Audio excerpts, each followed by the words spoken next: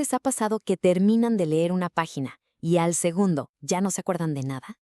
Bueno, si les suena familiar, quédense, porque hoy vamos a desmenuzar una técnica de estudio súper potente, con base científica, que está diseñada justo para eso, para mejorar nuestra memoria y nuestra forma de aprender.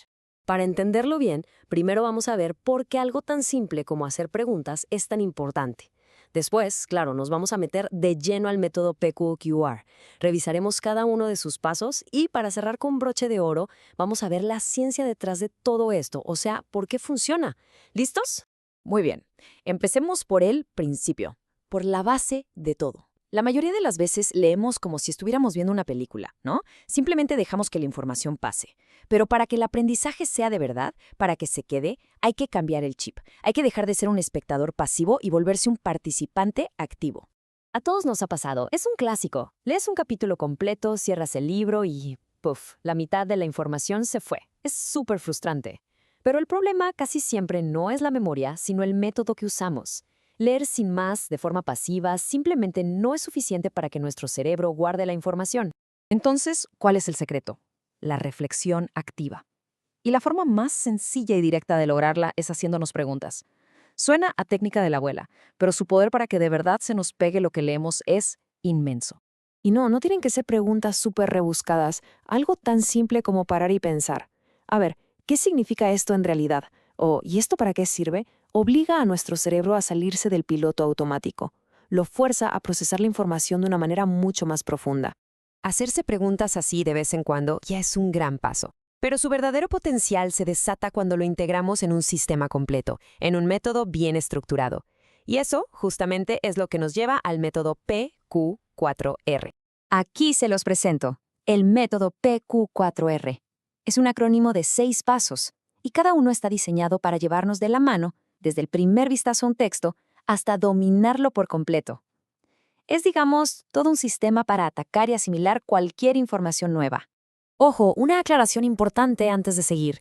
Esto no es una varita mágica, ¿eh? Funciona, y funciona muy bien, pero exige compromiso. Para ver resultados de verdad, la disciplina y la constancia son la clave del éxito. Bueno, ahora sí, vamos a lo bueno, a la parte práctica. Vamos a desglosar cada una de las etapas de este método para que no quede ninguna duda de cómo se aplica en la vida real. Los primeros 3 pasos son como la preparación del terreno. Primero, la revisión previa. Es darle una ojeada rápida a los títulos, subtítulos para ver de qué va. Luego, preguntar. Esos mismos títulos los conviertes en preguntas. Y finalmente, leer. Pero ya no lees a ciegas, ahora lees como un detective, buscando las respuestas a las preguntas que tú mismo te planteaste. Y justo a esto nos referimos con lectura activa. No es solo pasar los ojos por las letras, significa interactuar de verdad con el texto. Subrayar lo importante, pescar las ideas principales, quizá hasta hacer pequeñas anotaciones o resúmenes en los márgenes. Y es en esta segunda mitad donde ocurre la verdadera magia, la consolidación. Reflexionar es procesar la información. Recitar, que suena un poco antiguo, es simplemente poner a prueba la memoria. O sea, intentar explicar el tema con tus propias palabras sin ver el texto. Y por último, revisar, que es darle una repasada a todo para asegurar que la información se quede ahí, a largo plazo. La etapa de reflexión es importantísima. Aquí es donde conectamos los cables. Crear ejemplos propios, por ejemplo, obliga al cerebro a entender el concepto de fondo. Compararlo con cosas que ya sabemos crean nuevas rutas neuronales. Y bueno, los mapas conceptuales son una herramienta visual increíble para organizar y ver cómo se relacionan las ideas.